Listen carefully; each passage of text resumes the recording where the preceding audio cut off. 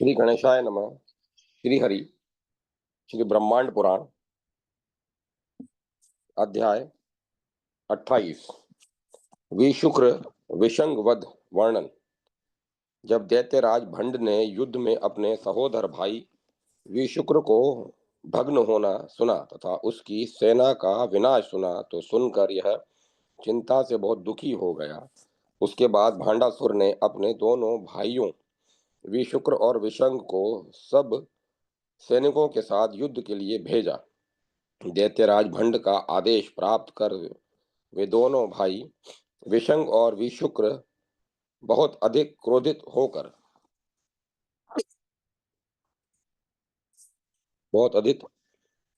होकर महान उधम को प्राप्त हुए। वहां विशंग ने तीनों लोकों को कंपा देने वाली सेना और अपने छोटे भाई महाबली युवराज विशुक्र का अनुसरण किया। जब 400 अश्वनी सेनाओं से घिरा हुआ वह युवराज महान प्रताप के साथ आगे बढ़ने लगा, उसके बाद उलुकजीत आदि 10 बहुत ऊंचे लड़ाकू भांजे थे। वे सब भंडराज की भगनी धुमनी की योनि से उत्पन्न हुए थे। महान मामा भंड ने ही उन सबको अस्त्र शिक्षा प्रदान की थी। पराक्रम और बल में वे सब संपन्न थे, इसीलिए वे 10 सेनापति बनाए गए थे। वे सब अपने धनुषों की टंकार ध्वनियों से 10 दिशाओं को ध्वनित करते हुए चल रहे थे तथा विशुक्र और विशंग दोनों मामाओं के प्रेम को 10 भगनिये प्राप्त कर रहे थे। इस प्रकार वे प्रत्येक गाढ़ अहंकार वाले अपने अपने यानों पर चढ़कर धनुषों को खींचे युवराज विशुक्र के पीछे चल रहे थे। युवराज्य की प्रभा के चिन्ह छत्र और चामर से सुशोभित हाथी पर सवार विशुक्र ने युद्ध भूमि को प्राप्त किया। उसके बाद कल कल की ध्वनि करने वाली सेना से घिरे हुए विशुक्र ने रणभेरी का भयंकर सिंहनाद किया। उस सिंहनाद को सुनकर उसके भय से भयभीत हृदय वाली शक्तियां संभ्रमित हो गईं और फिर पंक्तिबद्ध होकर अग्नि प्रकार वलय सेना के चारों ओर से घिरी घेरी गई के बाउंड्री के बाहर जाने लगी। वे शक्तियां अपनी अपनी कांति से आकाश में बिजली सी चमकाती हुई लाल कमल से घिरे हुए आकाश चक्र के समान युद्ध के लिए उन्मुख हुई। उसके बाद दैत्यराज भांड के छोटे भाई युद्ध क्षेत्र में आ गए। यह सुनकर दोनों के साथ युद्ध करने के लिए मंत्रनी और दंडनाई का दोनों शक्तियां युद्ध क्षेत्र में आ गई। वे दोनों देवियां किरी चक्र रथ तथा गय चक्र रथ पर आरूढ़ थी। उसके उनके ऊपर छत्र सुशोभित था और दोनों पर अलग अलग चावर ढुलाए जा रहे थे। उस समय अप्सराएं नृत्य करते हुए गीत गा रही थी। उस शुभ वेला में श्री ललितेश्वरी की आज्ञा से वे दोनों देवियां रण करने को निकल पड़ी।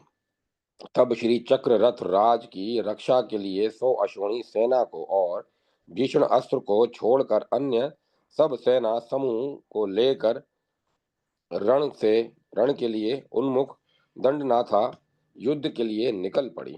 आगे आगे रथ पर बैठी हुई दंडनाथा चल रही थी।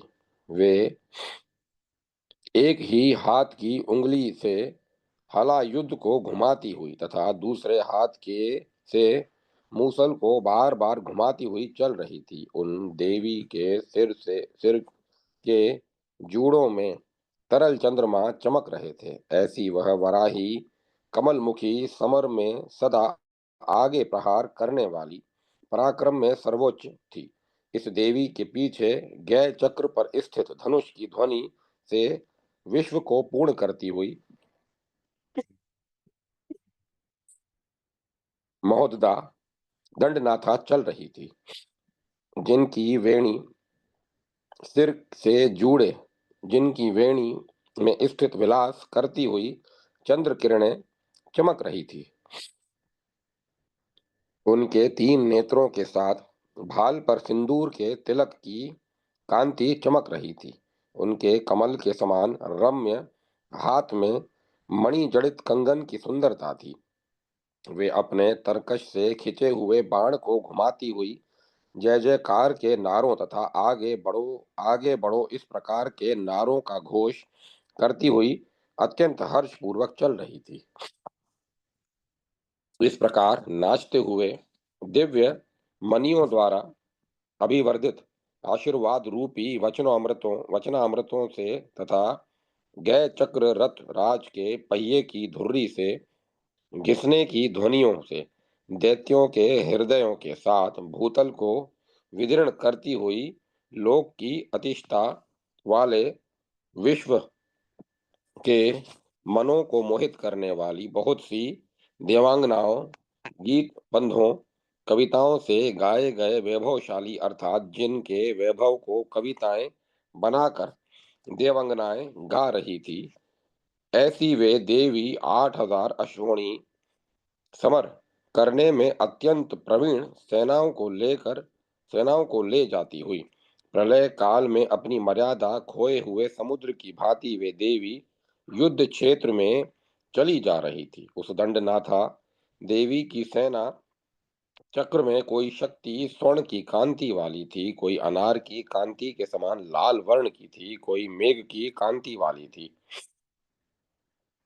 दूसरी शक्तियां सिंदूर की कांति की थी, दूसरी गुलाब पुष्प के समान वर्ण एवं सुगंध वाली थी, कुछ वज्र अथवा सूर्य के वस्त्र वाली थी, दूसरी शक्तियां श्यामल और कोमल थी, दूसरी शक्ति हीरे की कांति वाली थी तथा कुछ गेरू के समान वर्ण वाली थी। कितनी ही शक्तियां सैकड़ों करोड़ कामदेव के 5 बाणों से मिश्रित अपने शरीर की कांति को प्रकट करती हुई अनेक प्रकार के अस्त्रों को लेकर चल रही थी। इस प्रकार असंख्य शक्तियां दंडनाथा के सैनिकों के रूप में चल रही थी। यह गिरवक ने कहा कि इस प्रकार हे अगस्त्य जी, उस दंडनाथा का समस्त शरीर उसी प्रकार का था जिस प्रकार का उन ललिता देवी का था। जैसा कि भूषण वेश आदि ललितेश्वरी की सेना के थे, वैसे ही दंडनाथा की सेना के थे। जैसा प्रभाव तथा लक्षण श्री ललितेश्वरी के थे, वैसे ही दंडनाथा देवी के थे। जैसे गुण वाली श्री ललिता देवी थी, वैसी ही दंडनाथा थी। जैसे आश्रित लक्षण श्री ललिता के थे, वैसे ही दंडनाथा के थे। चंद्रम जैसा दैत्य समूह संहार गुण तथा सबों के द्वारा पूजित होना श्री ललिता का था, वैसा ही दंडनाथा अर्थात जितने दैत्यों का संहार श्री ललिता कर सकती थी, उतनी ही दंडनाथा भी कर सकने में समर्थ है। जिस प्रकार सभी देवता श्री ललिता को पूजते थे, उसी प्रकार दंडनाथा भी सब देवों के में पूज्य थी। इस प्रकार जैसी शक्ति श्री ललितेश्वरी की थी, वैसी ही दंडनाथा की थी। विशेष रूप से तो उन दंडनाथा देवी के हाथ में मंत्रित्व स्थित था, अर्थात श्री ललितेश्वरी देवी के की प्रधान मंत्रिणी थी। महारागी के महारागी से पार हुए किसी भी नियम पर दंडनाथा देवी की आज्ञा की मुहर लगती थी। इस प्रकार मंत्री नाथा और दंडनाथा की सेना के चलने पर उनके भार से भंगुर भूमि झूला झूलने के समान हिलने लगी। उसके बाद युद्ध प्रवृत्त होने पर रोमांच खड़े कर देने वाला कोलाहल होने लगा। युद्ध क्षेत्र में उठी हुई धूलि ने 7 समुद्रों के जल को गारा बना दिया, अर्थात उतनी धूलि उड़ी कि 7 समुद्र गारा बन गए। अश्वारोहियों के साथ अश्वारोही, रथ रथरोहियों के साथ रथारोही तथा गजारोहियों के साथ गजारोही और पैदल चलने वाले पैदलों के साथ तलवारों से युद्ध करने लगे। दंडनाथा देवी विशंग के साथ रण क्षेत्र में युद्ध करने लगी तथा विशुक्र के साथ श्यामा देवी मणिकामर्क मणिधनुष को खींचकर युद्ध करने लगी। उलुक जीता अश्वारूढ़ा उच्च के साथ रण करने लगी। संपदिशा देवी युद्ध करने के इच्छा रखने वाले पुरुष के साथ युद्ध करने लगी। विष नामक असुर के साथ नकुली देवी युद्ध करने की इच्छा से लड़ने लगी और तब कुंती सेन के साथ महामाया ने युद्ध किया। उन्मत्त भैरवी ने मलद नामक असुर के साथ युद्ध किया। लघु श्याम देवी ने कुशर के साथ बहुत ऊंचा युद्ध किया। सपनेशी देवी ने मंगल नाम दैत्यराज के साथ युद्ध किया और वाग्वादनी देवी दुर्गण दैत्य के साथ रण क्षेत्र में भिड़ गई। दुष्ट कोलाट के साथ चंडकाली देवी ने दैत्यों की अनेक अश्वनी सेनाओं के साथ क्रोध मूर्छित 100 अश्वनी शक्ति सेना से परस्पर एक दूसरे से महान समर किया। उस होने वाले युद्ध में शक्ति सेना को बढ़ता हुआ और अपनी सेना को कम होता हुआ नष्ट होता हुआ देखकर दुष्ट दानव विशुक्र ने अत्यंत क्रोधित होकर अपने विशाल धनुष को खींचा और समस्त शक्ति सेना पर त्रशास्त्र बाण का प्रहार कर दिया। उस बाण से दावाग्नि की ज्वाला से दीप्त होने से सेना को मत डाला। तब तीसरे युद्ध दिवस पर रात्रि मास में सूर्य के चले जाने पर भी शुक्र द्वारा छोड़े गए त्रिशास्त्र के कारण शक्तियां प्यास से व्याकुल हो गई। उनकी इंद्रियां शिथिल होने लगी। प्यास से उनके तालु सूखने लगे। कर्ण कुहार रूखे होने लगे जिससे सुनना कठिन होने लगा तथा इस प्रकार उनका अंग अंग दुर्बलता को प्राप्त करने लगा। अपने अपने अस्त्रों को छोड़कर वे पृथ्वी पर शरीर को गिराने लगी। इसका कारण था कि शक्तियों को अत्यंत तीव्र प्यास सताने लगी थी। तब युद्धों में निष्क्रिय करने वाली सब उत्साह का विरोध करने वाली उस प्यास से व्याकुल शक्ति सैन्य को देखकर वह मंत्रनी वराही देवी के साथ अत्यधिक चिंता को प्राप्त हो गई अर्थात अत्यधिक चिंतित हो गई।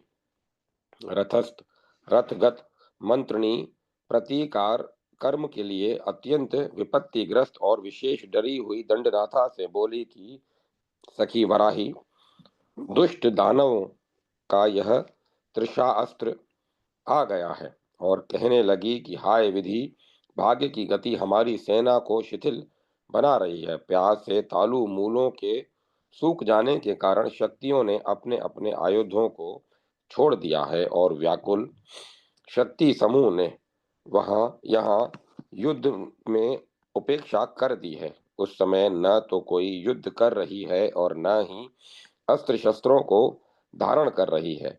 ऐसी हमारी गति सुनकर महेश्वरी क्या कहेंगी। उधर दैत्यों ने अपने अपने धनुषों को धारण कर लिया, अतः कोई उपाय सोचिए। मंदारिणी ने कहा कि हे वराही, सर्वत्र 10,000 अश्वनी में एक भी शक्ति नहीं है जो प्यास से पीड़ित न हो। यही अवसर देखकर छेद देखकर प्रहार करने वाले दानव शस्त्रहीन सेना को बाणों से मार रहे हैं। यहाँ पर अब तुम्हारे और मेरे द्वारा इस समरोद्योग में उपाय किया जाना चाहिए। तुम्हारे रथ में एक भाग ऐसा है जो शीत का महासमुद्र है। उस अपने पूर्वस्थ शीत महार्णव को आदेश दो ताकि वे समस्त शक्तियों की प्यास को दूर करें। थोड़े से पीने योग्य पानी आदियों से उनकी प्यास नष्ट नहीं की जा सकती। यह वह मदिरा का समुद्र ही उन शक्तियों को तृप्त करेगा। उस युद्ध क्षेत्र में उत्साह पैदा करने वाले, सब प्रकार की प्यास को शांत करने वाले तथा महाबल बढ़ाने वाले महात्मा को आदेश दीजिए ऐसा कहने पर वह दंडनाथा कुछ अच्छे उपाय को सुनकर प्रसन्न हो गई और चक्रेश्वरी ने रण में सुधा सिंधु को आज्ञा भेज दी। वह वह मद के आलस लाल आंखों वाला, स्वर्ण की आभा वाला और माला से विभूषित उनकी आज्ञा का पालन करने वाला सुधा सिंधु मदिरा का समुद्र दंडनाथा देवी के पास आया और उन्हें प्रणाम किया। उसके बाद उस सुधा सिंधु मदिरा का सागर ने अपने को बहुत प्रकार का करके, कहीं तरुण आदित्य के समान पाटल गुलाब के वर्ण का करके, कहीं तमाल के वृक्ष के समान श्याम वर्ण करके, कहीं श्वेत कांति का वर्ण करके, हाथी की सूंड के समान आकृति वाली करोड़ों मधुर धाराएं करके, वायु से बहुकृत सुधा मदिरा की वर्षा की। उस समय उस सुधा सिंधु के ने प्रलयकालीन पुष्कर और पूर्वार्थ आदि मेघों द्वारा सिंचन करते हुए समुद्र को सेना के मध्य गिरा दिया, जिसकी गंध सूंघने मात्र से मरा हुआ उठ खड़ा होता है, दुर्बल प्रबल हो जाता है। उस सुरा के समुद्र की वर्षा हुई।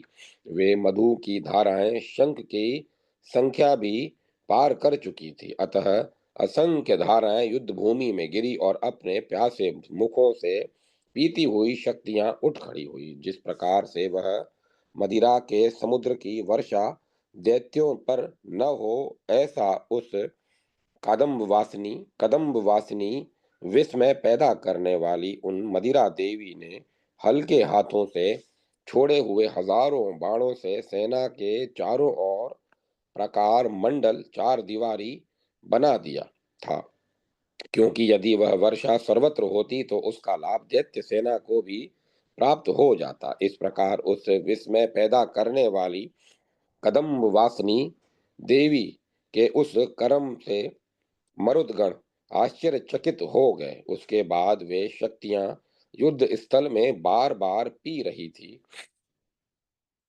उन अनेक प्रकार की मदिरा की धाराएं वहां बह रही थी, जो बल और उत्साह को बढ़ाने वाली थी। जिस जिस शक्ति को जैसे जैसा स्वाद मन से अच्छा लगता था, वैसा वैसा स्वाद मिल रहा था।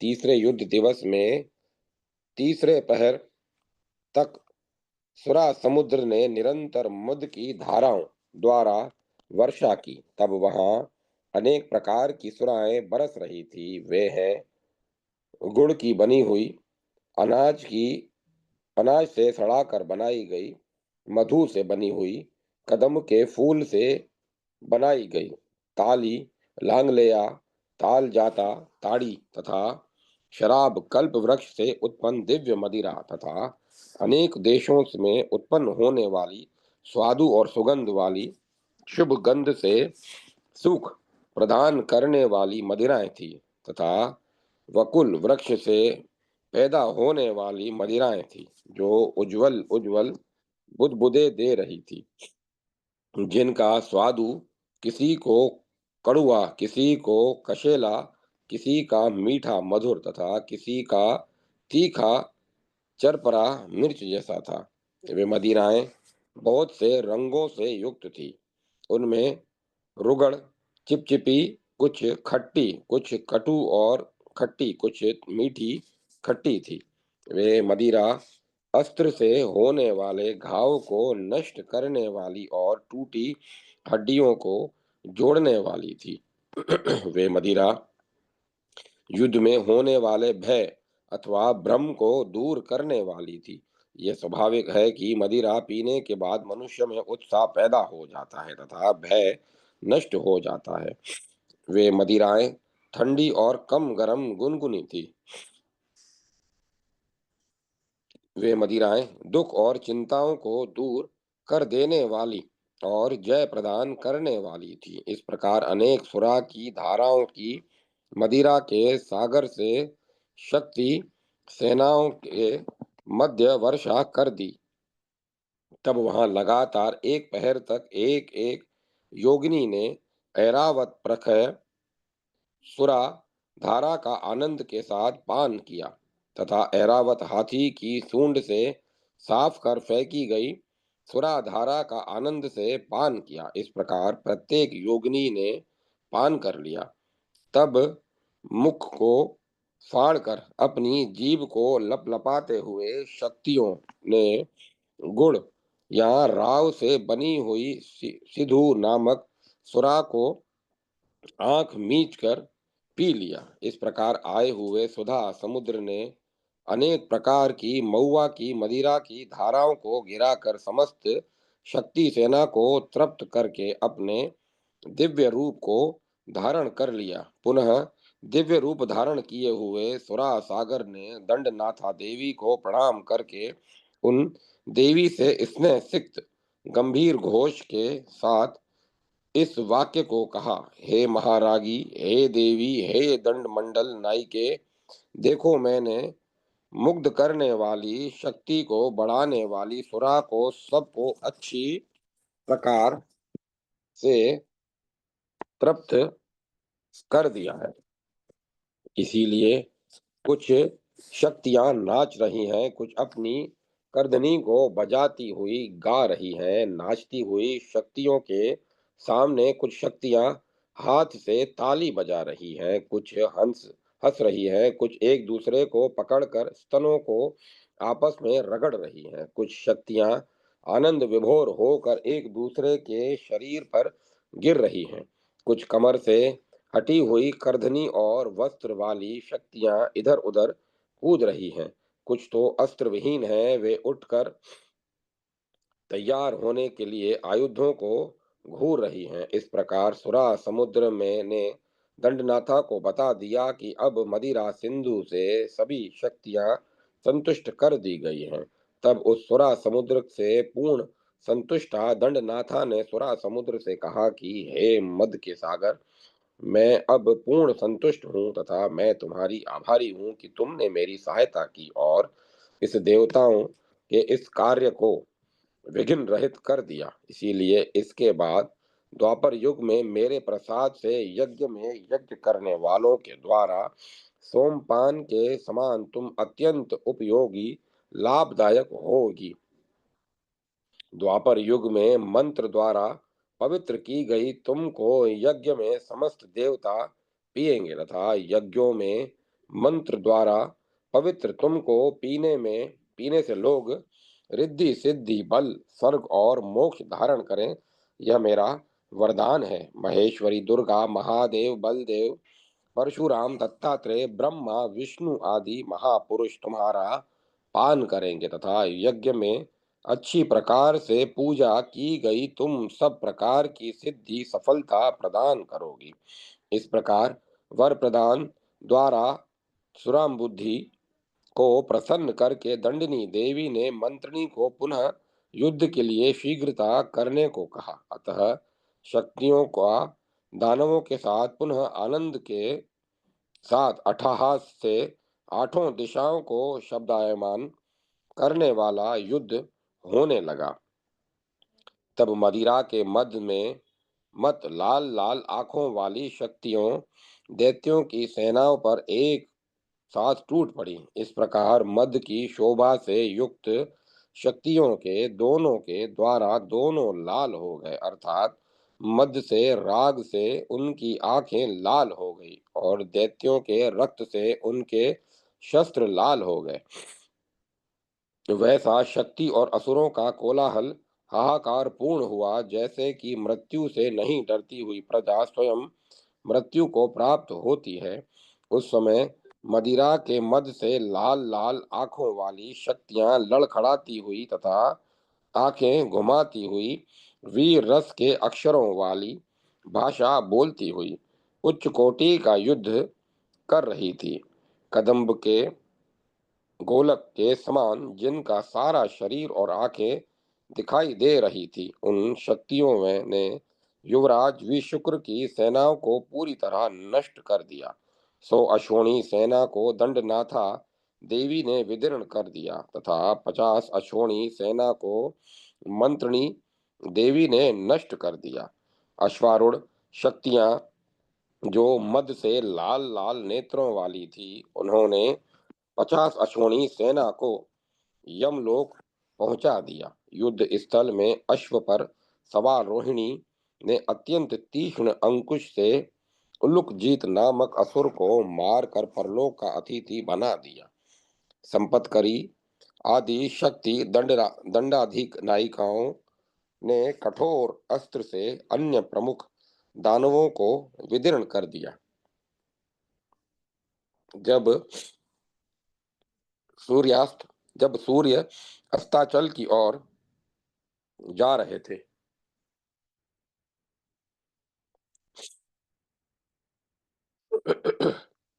उस समय तक दानवों ने की समस्त सेना ध्वस्त हो गई, अर्थात कुछ मर गई, कुछ भाग गए। उसके बाद क्रुद्ध श्यामला देवी विशुक्र के साथ युद्ध करने लगी। उस समय उन श्यामला मंत्रिणी ने भीषण स्वर्गीय अस्त्र शस्त्र छोड़ने के द्वारा महान युद्ध करने महान युद्ध कर्म के द्वारा युद्ध किया। उस समय वे देवी अपने बाणों से महापराक्रमी विशुक्र के तीक्ष्ण अस्त्र शस्त्रों को काटती हुई तथा रथ के सारथी और ध्वजा एवं उसके धनुष की डोरी एवं धनुर्दंड को खंड खंड कर रही थी।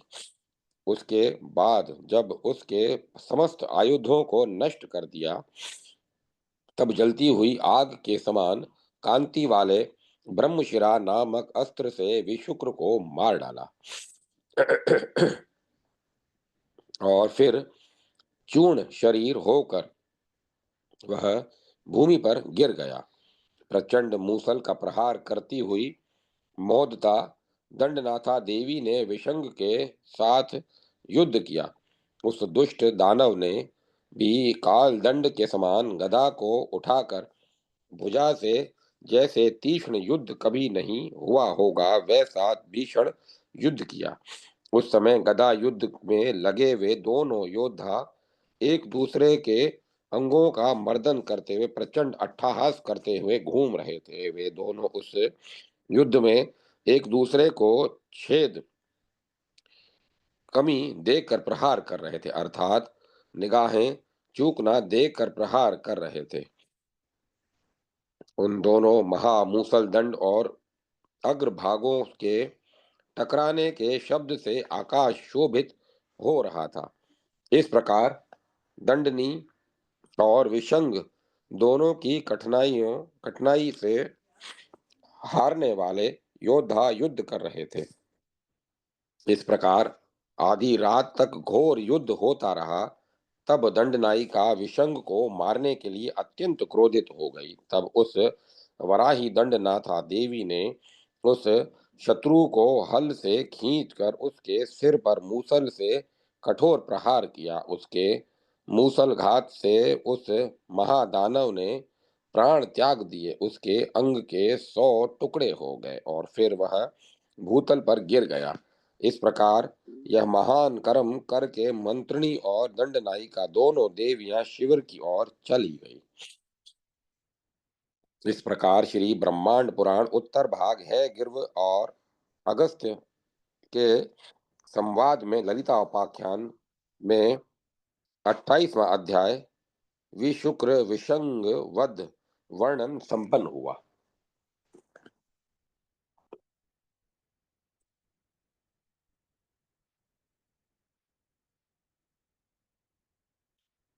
अध्याय 29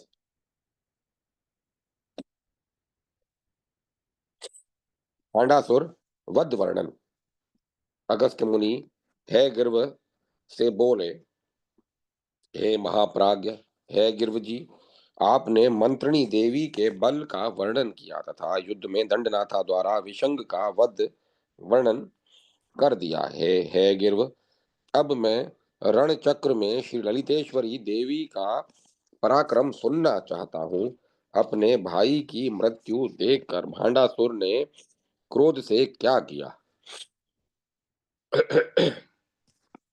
उसका रण में क्या उत्साह रहा, किन किन के साथ उसने युद्ध किया तथा जिसके भाई और पुत्र सब मर गए, उस भांडासुर के सहायक कौन हुए? हे गिर्व बोले कि हे महाप्राज्ञ अगस्त्य जी, अब सब पापों को नष्ट करने वाले, अणिमा आदि गुणों को प्रदान करने वाले, बुरे समयों में और पुण्य समयों में सिद्धि प्रदान करने वाले, पापों का नष्ट करने वाले, 5 पर्वों में कीर्ति प्रदान करने वाले ललितेश्वरी देवी के उस इस पुण्य चरित्र को सुनिए।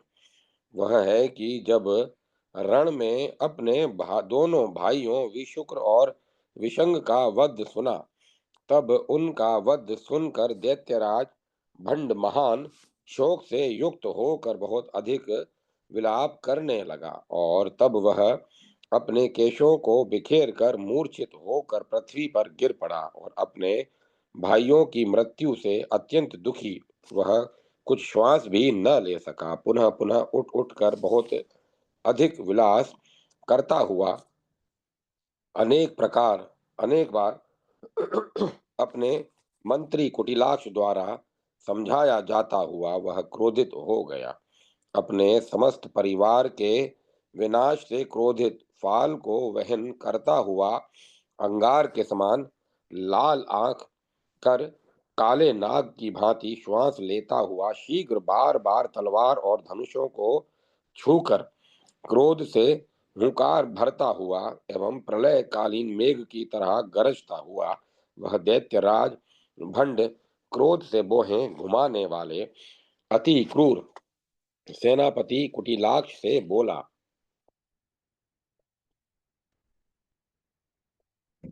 जिस दुष्ट स्त्री ने युद्ध में माया बल से मेरे भाइयों और पुत्रों का विनाश कर दिया तथा हजारों सेनापतियों को उस प्रमत्त स्त्री के कंठ से निकले हुए रक्त से भ्राताओं और पुत्रों की महाशोकाग्नि को मैं शांत करूंगा। इसीलिए अरे कुटिलाक्ष, तुम जाओ और सेना को तैयार करो। इस प्रकार कहकर वज्रपात की को भी सहन करने वाले कठिन कवच को भुजाओं के मध्य छाती पर धारण करता हुआ तथा पीठ पर तरकश बांधता हुआ तथा कठोर प्रत्यंचा वाले कठोर धनुष को धारण करता हुआ प्रलयकालीन अग्नि के समान क्रोधित होकर अपने नगर से निकल पड़ा। उस समय उसके साथ पूर्व द्वार पर नियुक्त तालजंगादिक थे तथा 4 शस्त्रों को धारण करने वाले कवचों से युक्त 35 सेनापति थे, जिनके आगे प्रधान सेनापति कुटिलाक्ष थे। इस प्रकार सब सेनापतियों कुटिलाक्ष और भांडासुर को मिलाकर कुछ 40 मुख्य श्रेष्ठ सेनापति थे। 285 अश्वनी सेना चमकते हुए आयुधों, चमकते हुए केशों और चमकते हुए कवचों के साथ दैत्यराज भंड के साथ निकल पड़ी। यह सेना शत्रु को नष्ट करने के लिए एक बार ही पूरी शक्ति से आक्रमण करने वाली थी। समस्त सेनाओं के साथ भांडासुर जब नगर से निकल गया, तब उस शून्य नगर में केवल स्त्रियां ही रह गई थी। तब वहां आमिल नामक दैत्य राज, जो महारथी और युद्ध में उच्च श्रेणी की कुशलता रखता था, वह 1000 सिंह जोड़े हुए रथ पर चढ़ गया। उसके हाथ में विशेष जलती ज्वाला वाली प्रलयाग्नि के समान चमकती घातक नाम की चंद्रहास के समान आकृति वाली तलवार थी। उधर जलती हुई सेनाओं की उठी हुई धूली सेना के भार को सहने के लिए आकाश में चली गई। भाव यह है कि उस सेना का इतना अधिक भार था कि अगर धूली उठकर स्वर्ग को न जाती तो भूमि भी सेना के भार से भूमि भी सेना के भार को सहन न कर पाती। धूलि का स्वर्ग को जाने से यह भी ध्वनित होता है कि इतनी अधिक धूलि उठी कि उसने पृथ्वी पर भार इतना कम कर दिया कि पृथ्वी सेना के भार को आसानी से सह सके। अतः यहाँ अतिशयोक्ति अहंकार का भी प्रयोग है। सेना में कुछ लोगों को तो भूमि ही कम पड़ गई, इसीलिए वे आकाश मार्ग से चले। यहाँ तक कि चलने में भूमि कम पड़ जाने के कारण कुछ सैनिकों के कंधों पर चढ़कर कुछ महारथी चले। यहाँ तक न दिशाओं में जगह रही, न भूचक्र में जगह रही और न आकाश में ही जगह रह गई। तब कुछ सैनिक दुख दुख के साथ एक दूसरे से सटते हुए चले। वहां कुछ लोग चलती हुई सेना के पैरों कुचले गए, कुछ रथ के पहियों के नीचे चूर्ण बन गए और कुछ हाथियों के पैरों के मसले हुए होकर भूमि पर गिर गए। इस प्रकार समस्त सैनिकों के साथ चलते हुए उस दैत्यराज भंड ने वज्रपात होने के समान मेघनाद किया। इस प्रकार वह बार बार घोर सिंहनाद कर रहा था। अतः उस दैत्यराज भंड के मुख से उठे हुए घोर सिंहनाद से समस्त संसार विदीर्ण हो गया। सागर सूखने लगे, चंद्र और सूर्य भागने लगे, तारागण नक्षत्र आकाश से नीचे गिरने लगे तथा पृथ्वी झूले की भांति झूलने लगी। दिशाओं के हाथी दिग्गज भयभीत हो गए, देवता लोग मूर्छित हो गए तथा असमय में उत्पन्न भय से व्याकुल शक्तियों की सेना हो गई। शक्तियां किसी भी प्रकार युद्ध के मध्य प्राण धारण कर रही थी तथा वे भय से भ्रमित होकर आयुधों को पुनः धारण कर रही थी। सेनापतियों के धनुष की टंकारों की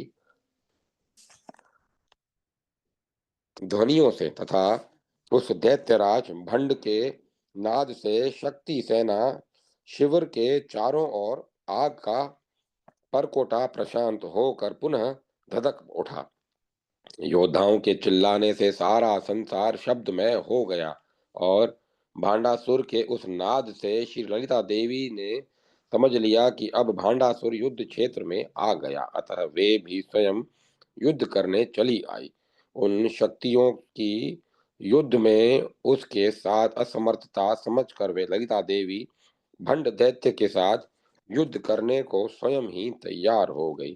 तब उन देवी का महोन्नत चक्रराज रथ चल दिया, जो रथ चार वेदों के महाचक्र पुरुषार्थ का महाभय रूप है तथा वह रथ आनंद ध्वजा से संयुक्त था तथा 9 पर्वों से युक्त था। उस रथ के 9वां पर्व भाग पर विशाल धनुषों को खींचे देवियां स्थित थी। उन देवियों की संख्या परार्ध से अधिक थी, जो परिवार से समृद्ध थी। सब पर्व स्थानों में, सब दिशाओं में रक्षित पालित 10 योजन ऊंचा और 4 योजन विस्तृत महारागी का चक्रराज रथ चलता हुआ सुशोभित हुआ। महारागी ललितेश्वरी के उस रथ के चलने पर श्यामला देवी दंडनाथा का गय चक्र तो बाला के आगे और किरी चक्र उसके पीछे था। अन्य शक्तियों के वाहनों की संख्या परार्ध एक शंख थी। नरसिंह, ऊंट, नर, व्याल, मृग, पक्षी, घोड़ा, हाथी, भैरुंड, शृगाल, शरभ, व्याघ्र तथा वात मर्ग ऐसे ही अन्य पक्षी भी उनके वाहन थे। बार बार ऊंची नीची शक्तियां भांडासुर के वध के लिए उदत थी। सेनापति के लिए शिविर के चारों ओर बना हुआ अग्नि का प्राकार सुरक्षा के लिए पर्याप्त नहीं था। अतः ज्वाला मालिनिका नित्या ने शिविर के द्वारों पर अत्यंत विस्तृत सुरक्षा व्यवस्था कर दी थी।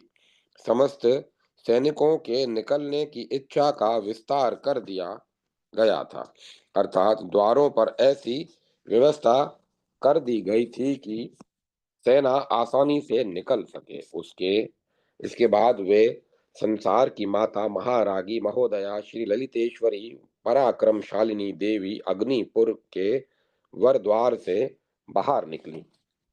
अतः उन महारागी के युद्धार्थ बाहर निकलने पर देवता लोग ढोल नगाड़े बजाने और फूलों की वर्षा करने लगे। महामोतियों का छत्र आकाश चमकता हुआ दिखाई देने लगा। ललिता देवी की सेना में जय लक्ष्मी प्राप्त कराने वाले शुभ शकुन होने लगे तथा शत्रुओं की सेना में उत्पात रूप अपशकुन हो रहे थे। उसके बाद दोनों दलों में युद्ध होने लगा। अतः उस समय अनेक बाणों के चलने से चारों ओर घोर अंधकार छा गया। बाणों से मारे गए हाथियों के बहुत अधिक बहते हुए खून की बूंदों को देखकर लज्जित हुए दैत्य अपने श्वेत छत्र में सिर को टेके हुए थे। उस समय न दिशाएं दिखाई दे रही थी, न आकाश दिखाई दे रहा था, न पर्वत, न भूमि, कुछ भी दिखाई नहीं दे रहा था। दिखाई दे रहा था तो केवल घोर अंधकार। उस समय में सिर कटे शरीर अर्थात नाचते ऐसे लग रहे थे मानो कि खून की नदियों के किनारे वृक्ष खड़े हुए हैं तथा वहां मारे गए दैत्यों के केश खून की नदी में शिविर के कोमल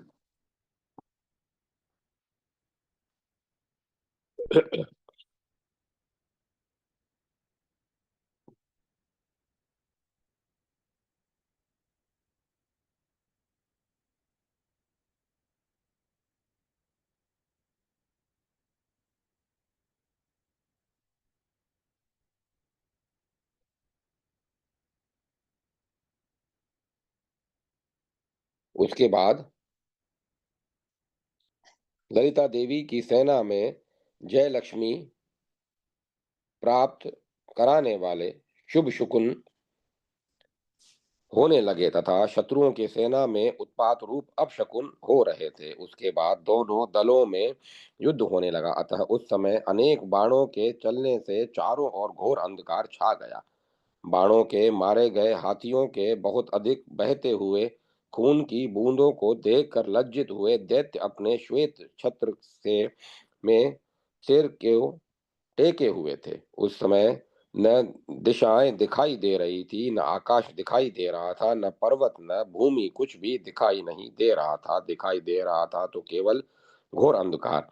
उस समय में सिर कटे शरीर अर्थात नाचते हुए ऐसे लग रहे थे मानो कि खून की नदी के किनारे वृक्ष खड़े हुए हैं तथा वहां मरे हुए दैत्यों के केश खून की नदियों में शिवार के कोमल अंकुर की भांति लग रहे थे। दैत्यों के जो श्वेत छत्र थे वे खून की नदी में श्वेत कमल की भांति चमक रहे थे तथा शक्ति सेना चक्रों से काटे गए हाथी नदी में कछुओं की परंपरा को सिद्ध कर रहे थे, क्योंकि हाथी और कच्छप कछुओं का रंग एक समान ही होता है। अतः उस खून की नदी में कट कर पड़े हुए हाथी कछुओं की भांति दिखाई दे रहे थे। जैसे नदी में बाढ़ आती है तो वह पहाड़ों को तोड़ती और है तथा शिलाओं के गिरने से जो उनमें फेन बुदबुदे झाग उठते हैं, अतः वहां ठीक उसी प्रकार उस खून की बाढ़ वाली नदी में दैत्यों के गले और गढ़ स्थलों के गिरने से तथा कट कर गिरे हुए शरीर के टुकड़ों से सेनापतियों पर धुलने वाले चवरों के टूट फूट कर गिरने से ऐसा लगता था कि मानो वह फेन युक्त खून की नदी हो, क्योंकि चावरों का रंग सफेद होता है तथा फैन भी सफेद होती है। अतः बिंब प्रतिबिंब भाव भी है। तेज तलवारों रूपी लताओं के समूहों से खून की नदी के किनारों पर पक्षियों के घोंसले बने हुए के समान लग रहे थे। जो दैत्य वीरों के मुक्ति के क्षण को प्रकाशित कर रहे थे। उस समय में जो का वाहन टूट गए थे दैत्यों के वाहन टूट गए थे, वे उस खून की नदी में व्याकुल मगर और मछलियों की भांति प्रतीत हो रहे थे। ऐसी ही उन दोनों सेनाओं के युद्ध में खून की नदियां बहने लगी। इस प्रकार का भयावह युद्ध दोनों सेनाओं के बीच हो रहा था। वह युद्ध चौथे दिवस में भी प्रातःकाल 2 पहर तक युद्ध चल ही रहा था। तब दूसरे पहर में तब दूसरे पहर श्री ललिता देवी और भांडासुर का युद्ध प्रारंभ हो गया। तब वहां दोनों ओर से अस्त्र शस्त्रों के टकराने से धनुष की प्रत्यंचाओं के तालों की टंकार और हुंकार ध्वनियों से तरकश के मुख से खींचकर श्रेष्ठ धनुष पर रखकर छोड़े गए प्राण हरण करने वाले तीक्ष्ण बाणों से समस्त दिशाएं भयंकर कोलाहल और हाहाकार की आवाजों से गूंज उठी। उस समय महारागी ललिता देवी के कर कमल व्यापार से जो बाण छोड़े जा रहे थे, वे इतने हल्के हाथ से चलाए जा रहे थे कि पता ही नहीं चलता था कि कब धनुष पर रखा, कब चलाया। अर्थात उस समय कुछ भी पता नहीं चल रहा था। अब हे गिर्व अगस्त्य मुनि से बोले कि हे अगस्त्य, अब सुनो। उस युद्ध में जो हुआ वह सब मैं तुम्हें बताता हूँ कि वे देवी धनुष पर एक बाण रखती थी कि उस धनुष से 10 बाण निकलते थे और फिर आकाश में 100 हो जाते थे, तथा वे बाण जब सेना में पहुंचते थे तो तब 1000 बाण हो जाते थे, तथा वे शत्रु सेना के अंगों पर प्रहार करते थे, तब 1 करोड़ हो जाते थे। इस प्रकार एक छोड़े गए बाण से 1 करोड़ बाण बन जाते थे। उस समय महारागी ललिता देवी बाणों से असीमित अंधकार पैदा कर रही थी, आकाश और पृथ्वी का भेदन कर रही थी, तथा महान बाणों से प्रचंड दैत्य के मर्म स्थल का भेदन कर रही थी। यह सब देखकर क्रोध से लाल लाल आंखें कर उस दानव ने ललितेश्वरी पर महान बाणों को बरसाना प्रारंभ कर दिया। भांडासुर ने उन पर अंधतामिस्त्र नामक महाअस्त्र को छोड़ दिया। उसको महेश्वरी ने महातरणी बाण से काट दिया। फिर उसके बाद उस दैत्य ने माहेश्वरी पर पाखंडास्त्र का प्रहार कर दिया। उसको काटने के लिए जगदम्बिका ने गायत्रस्त्र को छोड़ दिया। उसके बाद भांडासुर ललिता देवी की दृष्टि देखने की शक्ति को नष्ट करने के लिए अंधास्त्र को उत्पन्न कर दिया। उसकी उत्पत्ति को देवी ने चक्षुष चाक्षुषमत महाअस्त्र से शांत कर दिया। फिर भांडासुर ने शक्ति नाश नामक अस्त्र को उस महारण में छोड़ दिया। उसके दर्प को देवी ने विश्वावसु अस्त्र से दूर कर दिया। फिर क्रोधित भांडासुर ने सबसे उच्च स्तरीय सबका अंत करने वाले अंतकास्त्र को चला दिया। तो महारागी ललितेश्वरी ने उस अंतकास्त्र के बल को महा मृत्युंजय अस्त्र को काट दिया।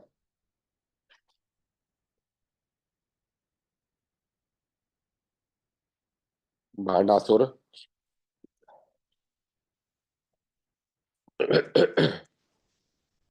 भांडासुर ने फिर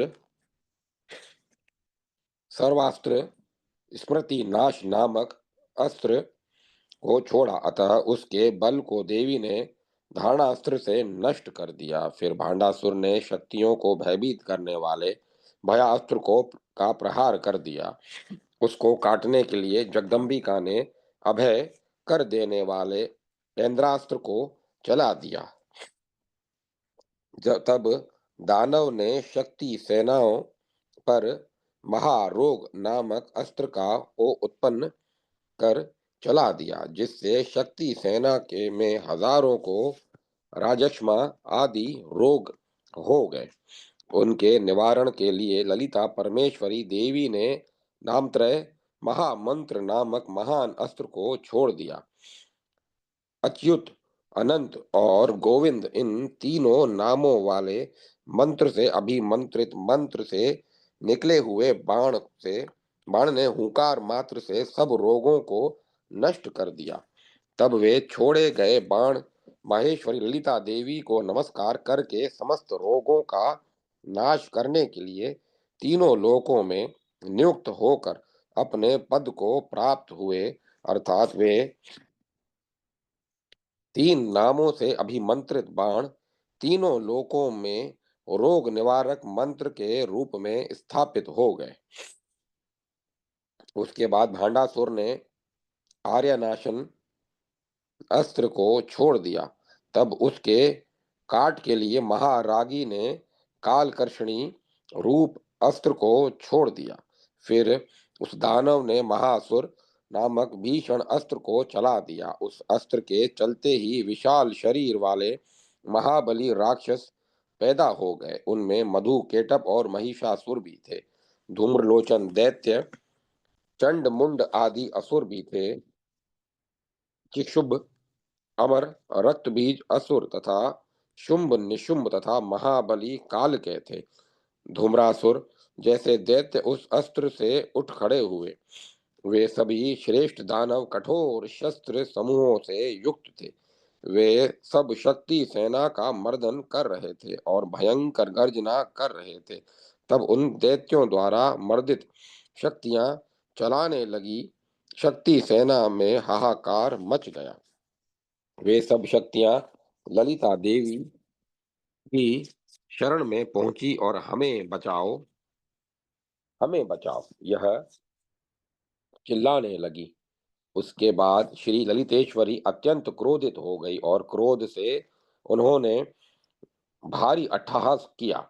उसके बाद उनके अट्टहास से समस्त देवताओं के तेज से निर्मित कोई दुर्गा नाम यशस्विनी देवी उठ खड़ी हुई, जिनको की शूलधारिणी भगवान शंकर ने शूल प्रदान किया था, विष्णु ने चक्र प्रदान किया था, वरुण ने शंख और अग्नि देवता ने शक्ति प्रदान की थी।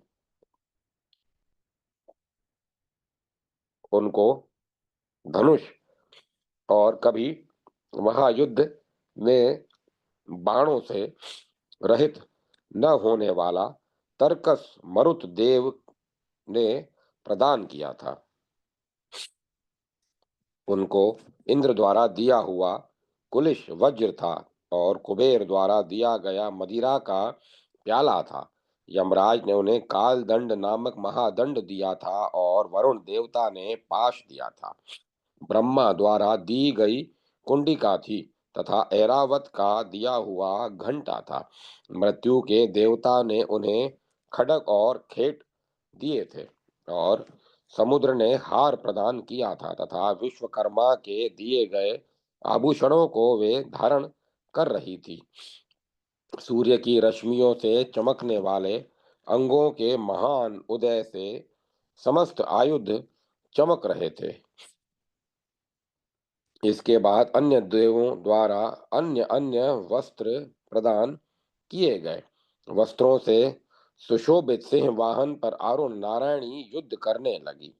तब उन नारायणी देवी ने महिषासुर आदि प्रमुख दानवों को मारकर गिरा दिया। चंडिका ने सप्तशती के जो कार्य किया था वह कार्य करके दिखा दिया तथा उन्होंने उसी प्रकार से युद्ध भी किया कि महिषासुर के मद को नष्ट कर दिया। उस अत्यंत कठिनतम कार्य को करने के बाद उन्होंने ललिता देवी को प्रणाम किया।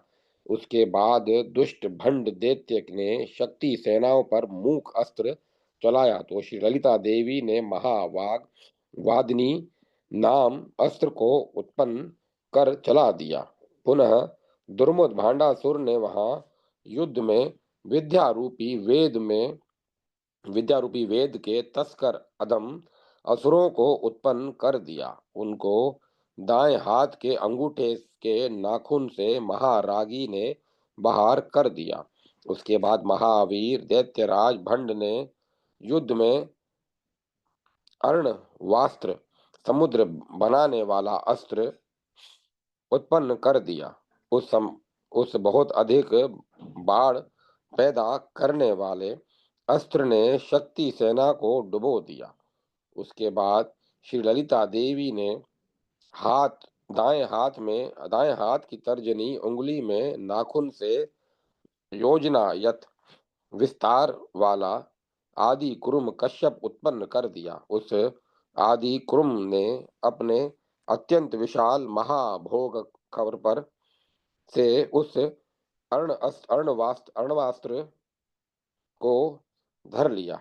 तब शक्तियां प्रसन्न हो गई, क्योंकि सागरास्त्र का भय नष्ट हो गया। उन भगवान आदि कुरुम ने समस्त समुद्र के जल को पी लिया। फिर दुष्ट दानव ने हिरण्याक्ष नामक महाअस्त्र का प्रहार किया। उस अस्त्र से गदा अस्त्र के साथ हजारों हिरण्याक्ष पैदा हो गए। उन हिरण्याक्षों द्वारा शक्तियों के मारे जाने से शक्ति सेना भय से व्याकुल हो गई और शक्ति सेना रणकरम में शिथिल होकर इधर उधर भागने लगी। इसके बाद श्री ललिता ने दक्षिण हाथ की मध्य उंगली में नाखून से कैलाश पर्वत के समान श्वेत महावराह को उत्पन्न कर दिया। उस वज्र के समान दांतों वाले महावराह ने करोड़ों हिरण्याक्षों को फाड़कर मार डाला।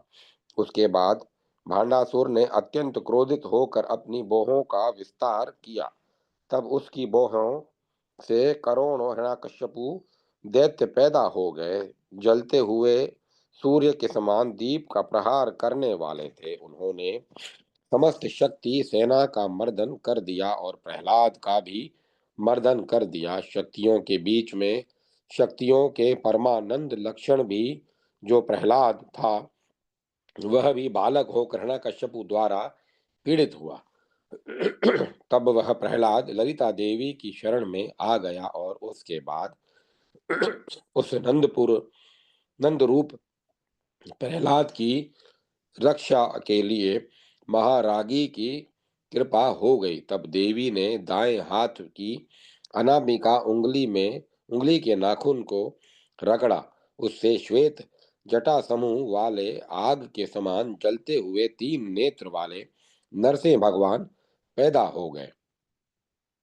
उनका मुख सिंह का था और शरीर का आकार पुरुष का था, अर्थात कंठ से ऊपर सिंह और नीचे में पुरुष थे।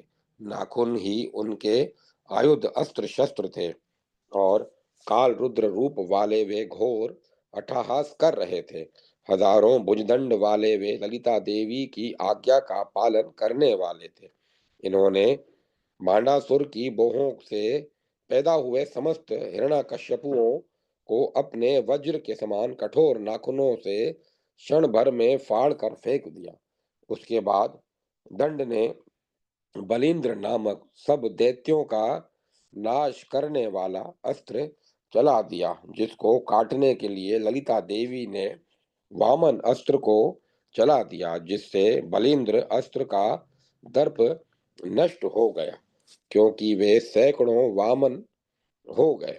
महारागी ने दाएं हाथ की कनिष्ठा उंगली से महापराक्रमी क्षण क्षण बढ़ने वाले पाश हाथ में लिए महाबली वामनों से अस्त्रधारी बलिंद्रों को पाश बंधनों से बांध लिया। उसके बाद देवी ने दक्ष हाथ की कनिष्ठा उंगली से पैदा होने वाली महाकाया और महोत्साह कामेश स्त्रियों ने उस बलिंद्र नामक अस्त्र को अच्छी तरह नष्ट कर दिया। फिर भंड दैत्य ने रण क्षेत्र में हयास्त्र का प्रयोग कर दिया, जिससे करोड़ों सहस्त्रार्जुन पैदा हो गए। इसके बाद श्री ललिता ने बाएं हाथ के अंगूठे के नाखून से क्रोध से जलते भार्गव परशुराम को पैदा कर दिया, जो सिंहनाद कर रहे थे, जिस पर परशुराम ने कुठार की कठोर धार से सहस्त्रार्जुन की संख्याओं को क्षण भर में नष्ट कर दिया। इससे क्रोधित होकर दैत्यराज भंड ने जोर से हुंकार पैदा की। उस हुंकार से चंद्रहास तलवार वाला रावण पैदा हो गया, जो 1000 अश्वनी सेना से घिरा हुआ था। उसके साथ उसका भाई कुंभकर्ण और उसका पुत्र मेघनाथ पैदा हो गए। उन सब ने शक्ति सेना को ग्रहण कर अत्यंत दूर दूर तक मर्दन किया। उसके बाद श्री ललिता देवी ने बाएं हाथ की तर्जनी उंगली के नाखून से लक्ष्मण सहित धनुर्धारी राम को पैदा कर दिया।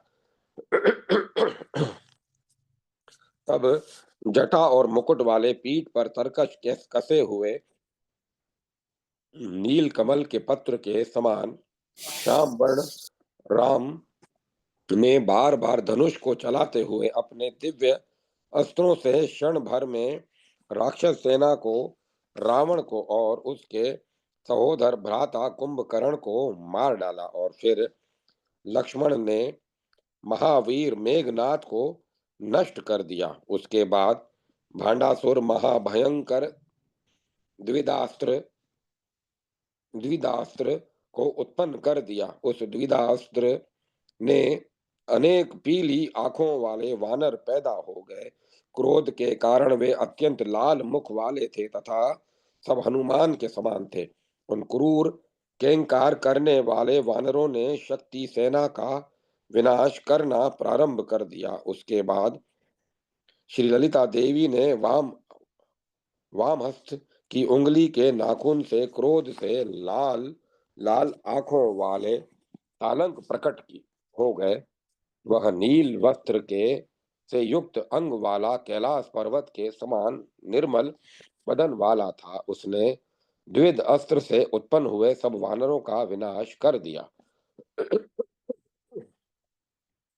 फिर उस महाबली दैत्यराज भंड ने राजासुर नाम से अस्त्र को उत्पन्न कर दिया। उस अस्त्र से बहुत नृप दानव उत्पन्न हो गए। वे हैं शिशुपाल, दंतवक्र, शालव, काशीपति, पौंड्रुक, वासुदेव, रुक्मी, ढिम्बक, हंसक, शंबर, प्रलंब तथा बाणासुर, कंच, चाणुर, मल्ल, मुष्टिक, उत्पल, शेखर, अरिष्ट, धेनुक, केशी, कालिय, यमला अर्जुन, पूतना, शक्टासुर, तृणावर्त आदि असुर, वे सब असुर राजासुर अस्त्र से उत्पन्न हो गए। इसके अतिरिक्त अनेक नरक नामक महावीर विष्णु रूपी मुरासुर पैदा हो गए। वे सब अनेक शस्त्र हाथों में लिए हुए सेनाओं के साथ उठ खड़े हुए। उन सब का विनाश करने को वासुदेव भगवान श्री कृष्ण श्री ललिता देवी के बाएं हाथ के अनामिका उंगली के नाखून से उत्पन्न हो गए। उसके बाद चतुर्व्यूह के समान वे 4 उत्पन्न हो गए। वासुदेव उनमें प्रथम थे, दूसरे संकर्षण नाम से स्मरण किए गए, तीसरे प्रद्युम्न और चौथे अनिरुद्ध थे।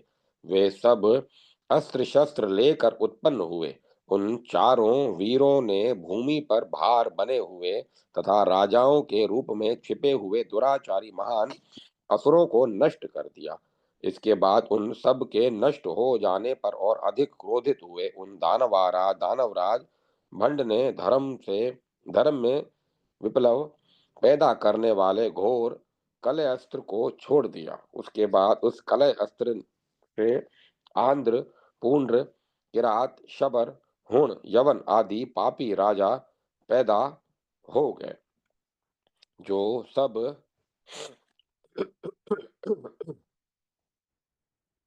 जो सब वेद के नियमों में विप्लव पैदा करने वाले अर्थात वेदों को न मानने वाले धर्मद्रोही प्राण हिंसक वर्ण और आश्रमों में संकरता पैदा करने वाले और मलिन गंदे शरीर वाले थे, जिन्होंने ललिता देवी की सेनाओं को पुनः पुनः मर्दन किया, अर्थात वे शक्ति सेना का नाश करने लगे।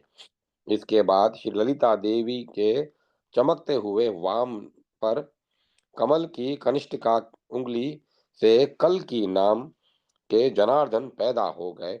अश्व पर आरूढ़ उन्होंने अट्टहास किया। से पसीने के समान ध्वनि उनकी सब वज्र से पीसने के समान ध्वनि से सब किरात आदि मूर्छित हो गए और शक्तियां हर्षित हो गई।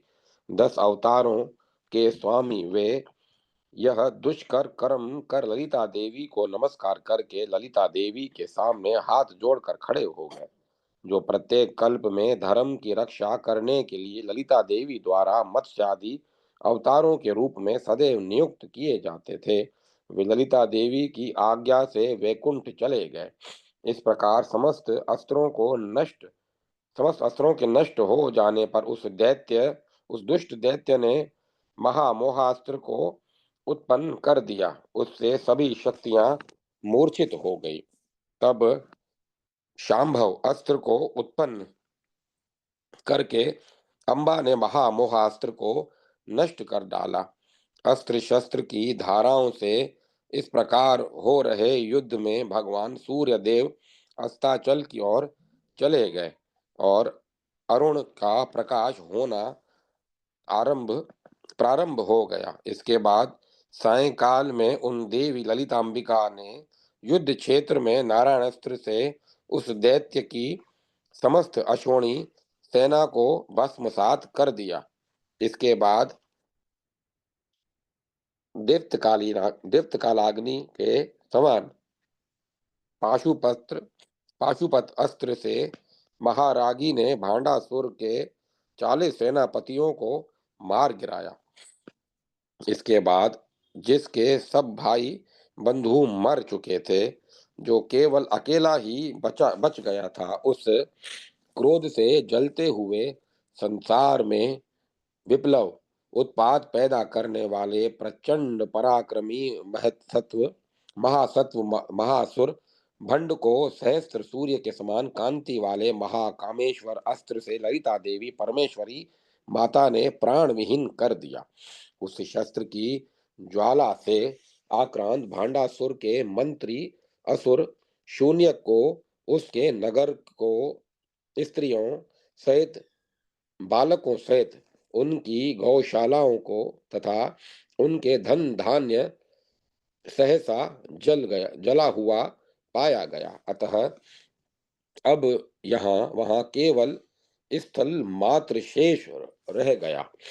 तब दैत्यराज भंड के सपरिवार सहित पूरी तरह नष्ट हो जाने पर तीनों लोग हर्ष से नाचने लगे। इस प्रकार देवताओं के कार्य को करके अनिंदनीय चरित वाली श्री चक्र राजरथ मंडल को सजाने वाली लक्ष्मी, तीनों लोकों को उत्पन्न करने वाली कामेश्वरी, विजय श्री से युक्त विशेष रूप से प्रकट होने वाले मान सम्मान से सुशोभित हुई। उसके बाद भांडासुर के प्रबल बाणों से दुर्बल और अत्यंत सताए गए तथा युद्ध करने से थके हुए समस्त सैन्य समूह को सूर्य के अस्ताचल की ओर चले जाने पर अर्थात दिन के छिपने पर श्री देवता ललितेश्वरी अपने शिविर से में लेकर आ गई। अब हे गिर्व अगस्त्य मुनि को इस पवित्र कथा श्रवण का महत्व एवं लाभ बताते हुए कहते हैं कि जो मनुष्य श्री ललिता अंबा के द्वारा इस दैत्यराज भंड के वध को एक बार पढ़ता है, हे तपोधनेन्द्र अगस्त्य जी, उसके समस्त पाप नष्ट हो जाते हैं तथा सिद्ध अष्ट सिद्धियों का भोग और मुक्ति भी उसके हाथ में विद्यमान रहती है। ललिता देवी के समस्त पापों को नष्ट करने वाले तथा सब कार्यों को सफलता देने वाले इस पवित्र ललिता देवी के पराक्रम को जो मनुष्य पढ़ता है तथा पुण्य दिनों में विशेष पर्वों में इनका भजन करते हैं, वे मनुष्य उत्तम भाग्य समृद्धि को प्राप्त करते हैं। इस प्रकार श्री ब्रह्मांड पुराण उत्तर भाग है गिर्व और अगस्त के संवाद में ललिता उपाख्यान में 29वां अध्याय भांडासुर वध वर्णन संपन्न हुआ, युद्ध खंड समाप्त। जय माता सरस्वती, जय माँ सरस्वती। ओम नमः शिवाय, ओम नमो भगवते वासुदेवाय, ओम नमो नारायण। जय माँ भगवती, जय अम्बे, जय जगदम्बे। ओम तत्सत, ओम तत्सत, ओम तत्सत। अब कथा को विराम दिया जाता है।